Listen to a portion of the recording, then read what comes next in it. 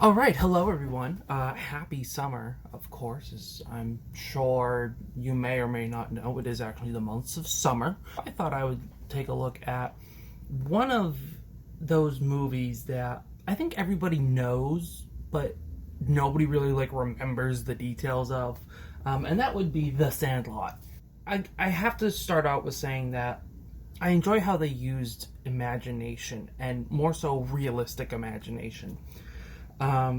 You get these the descriptions of the dog, the how the dog came to be, and all that stuff. It's very realistic. I put yourself in the minds of what are they, 14 years old? Put yourself in their minds, and you can absolutely see, this great big ferocious dog and everything. Um, and so I really did appreciate that, and how it's kind of like this urban myth that's passed down. I thought they did a really good job with that. I kind of wish we had seen a bit more. They introduced I guess it must have been the little league team. I guess I wish I could have seen a bit more of that. Um, it is so central around the Sandlot, and I think it works. It absolutely works. I remember a movie where they transform a Sandlot into a real stadium. Maybe I'm thinking of Bad News Bears or something like that. I don't know. Anyway, um, I think it's safe to assume that this movie is in the 50s, um, and of course that is kind of American times, which of course, if you were white, they were American times. I will leave it at that. But I think it fits that everything is about baseball, and it's such an integral part. For me personally, baseball was not a huge part of my life growing up. Soccer was, but even then, I'm not athletic anymore. So I think making it baseball absolutely worked. And you get these American vibes. You can absolutely tell that this movie was made in the 80s. The acting was, it was that kind of fairly typical, not over exaggerated, but that kind of um, strange acting where I don't think it won any awards. This isn't complaining, this is just me saying. Um, you can also tell just from the how they portray the dog, Hercules. And actually, I want to talk a little bit about that. I mentioned this when I reviewed a movie that I'm going to put on the screen because I can't think of what movie it was. But the movie villain, I think, is the movie villain introduction is one of the quintessential aspects of movie making. And there's a whole bunch of different ways to do it. You can do the Darth Vader approach, which is just you kind of have the stormtroopers lined up, and and he comes out of the darkness. But the more mysterious ones, and the ones they utilized in The Sandlot, are the much more mysterious, where first of all we're introduced to the dog through the story, and then all we see are these shadows. They almost look like Godzilla. We hear the breathing of it. We see the chain of it. We don't actually see it. We see a paw. We see it finally grab the ball.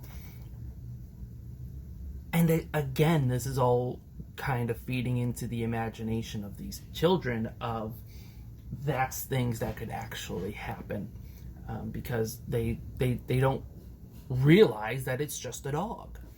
And I think they did a really great job with that kind of. I don't want to say that the dog is the villain, but the dog is the villain of the movie. And so I think they did a great job.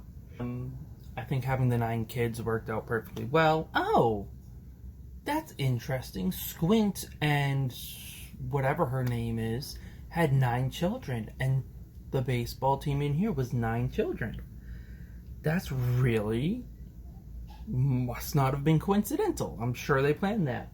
It seems like you're a ragtag bunch of kids. We even see something along these lines in Stranger Things where,